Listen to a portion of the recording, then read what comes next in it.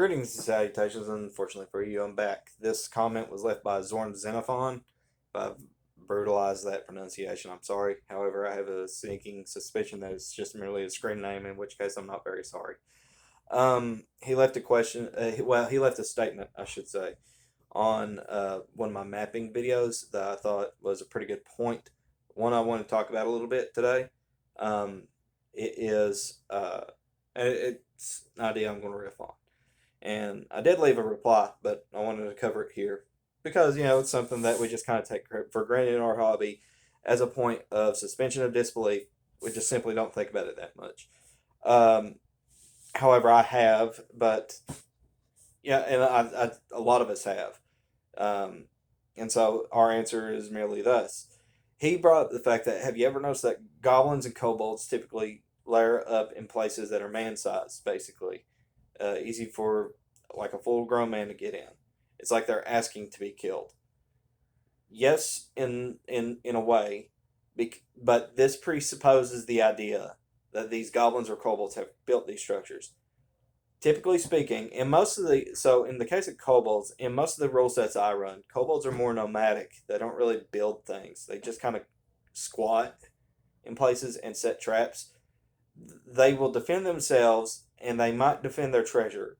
But generally speaking, if they think the fight is not going to be a good one, they're going to run away. Most of the time, that's why one of the reasons why their morale is so low. Um, when it comes to goblins, again, another low morale monster, but generally speaking, they're more militaristic, and so they're more like searching for outposts. Very rarely have I ever had anybody actually go into an actual goblin made goblin lair where there was a king and so on. So, but in those kind of structures, there were crawl spaces, spaces that were super easy for a goblin or a halfling to squeeze into, but not so easy for, or in fact, in some cases, impossible for a full grown human or even a dwarf to be even able to squeeze into. So it's one of those things where we have thought about it. Most of us have. That is what our normal explanation is. Because typically it's true. Most of the time, when you're running into a goblin lair in a dungeon, at least in my games, there's other lairs. Like, it's not just goblins down here. They are typically in the same, like, they're on the same dungeon level as a bunch of other creatures and monsters. And so, like, let's take Old Island Fortress, for example. In Old Island Fortress for basic fantasy, on the first level you have kobolds that are layered up, you have goblins that are layered up, and you have orcs that are layered up. So they're all kind of down here, and this is kind of like a play on like the Keep on the Borderlands Caves of Chaos, right? So that's what it's playing on. That's what it's ripping on. They have found this ancient structure because they didn't build it, but they're squatting here. They're making an outpost here, and it's pretty close to a human town, and so it makes sense, especially if you're a goblin, because you're looking to capture, enslave, steal, murder. That's what you're typically going to do. And the thing about goblins is they're not very strong. They're very small, but there's a lot of them. There's not as many. There's way more than orcs, but they're not as strong as orcs. Orcs typically, if you have like six orcs, that's usually a problem for a party. In my kind of games, you were talking about like fully grown humanoid that can absolutely just wreck your stuff, man. Especially if you're like me and you like to use pig faced orcs because those tusks can do damage. These guys are going to use it.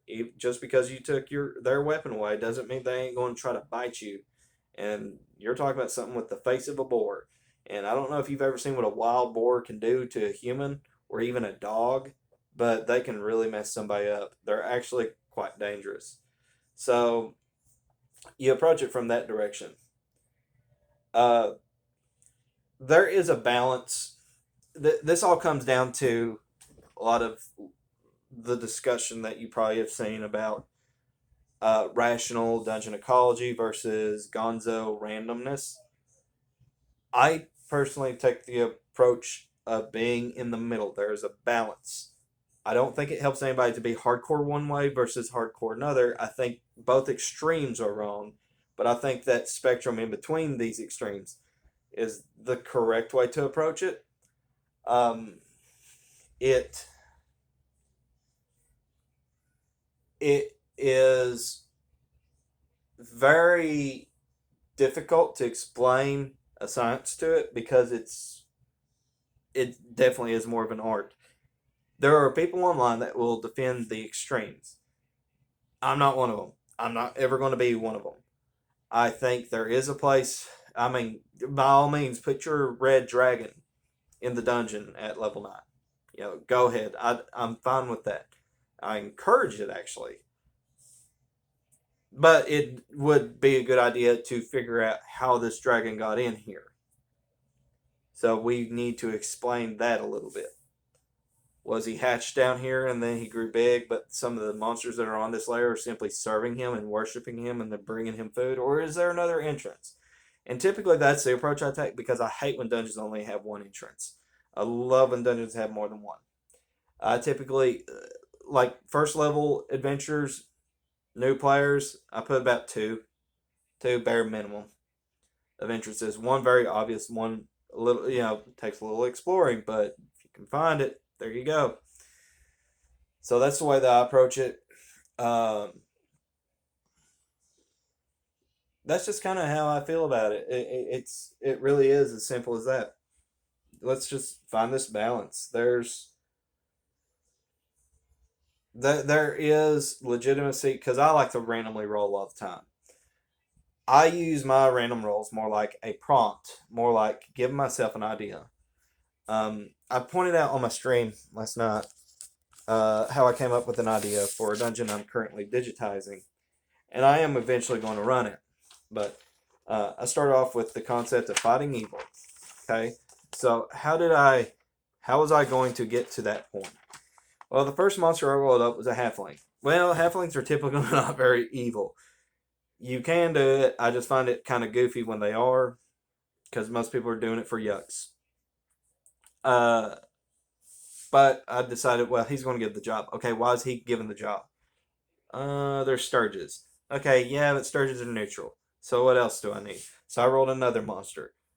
Giant spiders came up, and I was like, well, they're not really what I'm looking for. Rolled another one. Green slime. I'm like, of course, yeah, non-sentient thing. How do I get to the evil one? And finally, I rolled up a monster that I'm not going to spoil here because this is an adventure I do plan on publishing after I run it. So, uh, and I'm excited to run it whenever I get the chance. But be that as it may, uh, I'm quite proud of it.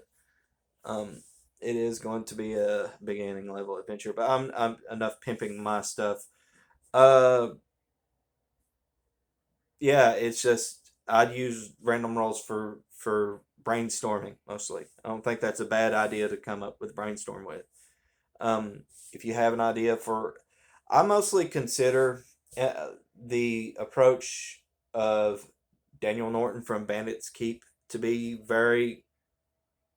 uh, a very safe way, and using safe in as best a term I mean because I think it's a good idea of taking okay, instead of randomly rolling the gold, you take the equivalent.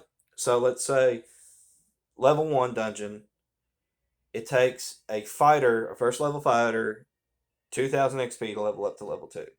So let's put 2000 gold in here. And of course, that's going to be split between the party. So that first level fighter is not going to level up. But it's going to be a pretty sizable chunk of change.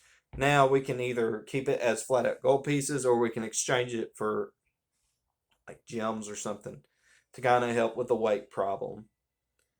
And then like when it comes to magical items, we can roll them randomly. We can we can place some if we think that okay, there's a monster here. It's pretty tough. Maybe we should throw them a bone somehow. I mean, that's a good approach too. So, typically speaking, that's just how I approach a lot of this stuff. You might be different. But like I said, there is a balance between logical dungeon ecology and um, uh, crazy gonzo randomness.